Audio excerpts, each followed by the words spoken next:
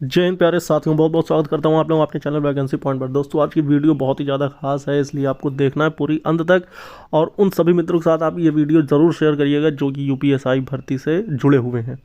दोस्तों आज की वीडियो में मैं बात करने वाला हूं कि यूपीएसआई 2021 में जिस तरह से आप एक इसमें तो कई पक्ष हो गए हैं कि हर तरह के पक्ष वाले जो अभ्यर्थी जैसे कि कुछ री एग्ज़ाम वाले हो गए, कुछ तो हो गए जो वेटिंग लिस्ट का इंतज़ार कर रहे हैं, यानी सेकंड लिस्ट जो कि थोड़े बहुत मार्क्स से कम रह गए हैं, तो जो खाली सीटें हैं, क्योंकि आपको पता है कि अभी तक इस भर्ती में अभ्यर्थियों को बाहर निकाला जा रहा है।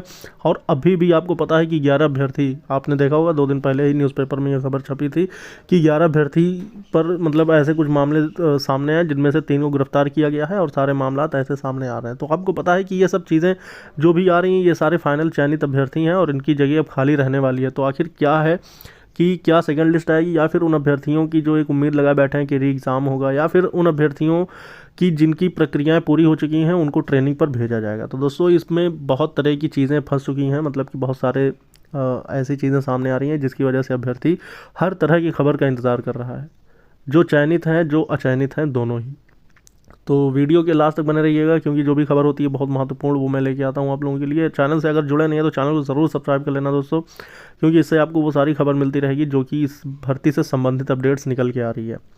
और ज़्यादा से ज़्यादा लाइक करा करिए, क्योंकि आपको आपके लिए ही ये वीडियोस होती हैं जो कि आप इस खबर के मुंतज़िर हैं। तो इसलिए मैं ऐसे टॉपिक को खोज कर आप तक पहुंचाने की कोशिश करता हूं। तो आज मैं बात करूंगा कि खाली सीट का ब्यौरा क्या है, भर्ती बोर्ड इस पर क्या चाहता है, और उसके बाद नई भर्ती जो 3000 पदों पर प्रस्तावित हो चुकी है। आपको पता है कि पिछले कुछ दिनों पहले ही इसके बारे में जिक्र हुआ था कि जिसमें 35,000 पुलिस विभाग में भर्तियाँ कराए जाने की उम्मीद जताई गई थी, जिसमें 26,000 प्लस पदों पर कांस्टेबल की भर्ती थी। उसके अलावा जो भी और एक्स्ट्रा जो 9,000 पोस्ट आ रही थी उसमें आपकी दरोगा भर्ती और अलग अलग विभागों में जैसे कंप्यूटर ऑपरेटर की भर्ती, रेडियो ऑपरेटर की भर्ती और तमाम तरह की जो भर्तियां होती हैं पुलिस विभाग में वो सारी इंक्लूड थी। तो सब मिलाकर 35,000 पदों पर यह भर्ती थी। लेकिन आपको पता है कि 829 पदों पर यह भर्ती जो यूपीएसआई की थी ये प्रस्तावित पहले थी। इसके लिए टेंडर भी कि भर्ती बोर्ड ने अपना एक स्कीम जारी किया था जिसमें भर्तियों का ब्यौरा था। उसमें 829 पदों पर दरोगा भर्ती का जिक्र किया गया था। लेकिन अभी ये भर्ती जो है वो 3,000 पदों पर आ गई है।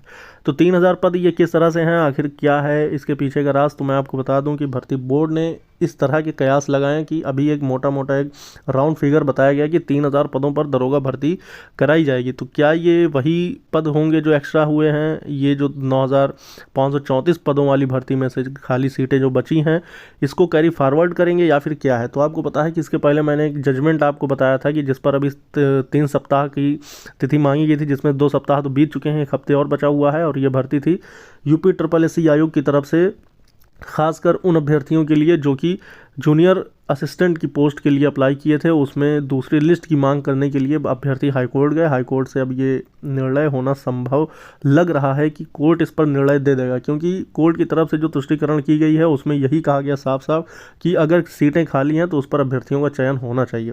अगर यही चीज़ें यूपीएसआई में भी अप्लाई होंगी या लागू होंगी, मैं ये तो नहीं कहता, लेकिन फिर भी अभी क्योंकि ऐसा माहौल क्रिएट हो जाता है कि वहाँ पे अभ्यर्थी को गुमराह करने लगते हैं। तो इसलिए आपको ज़्यादा गुमराह नहीं होना है, थोड़ा सा इंतज़ार रखना है, धैर्य संयम, हर चीज़ के लिए एक संयम ज़रूरी है।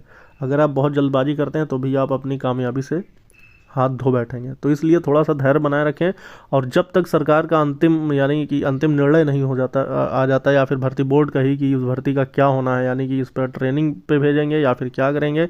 जबकि कुछ खबरें ऐसी होती हैं कि जो अंदरूनी भी वायरल होती रहती हैं, तो यूट्यूब के माध्यम से आपको वो भी खबरें पता चलती रहती हैं।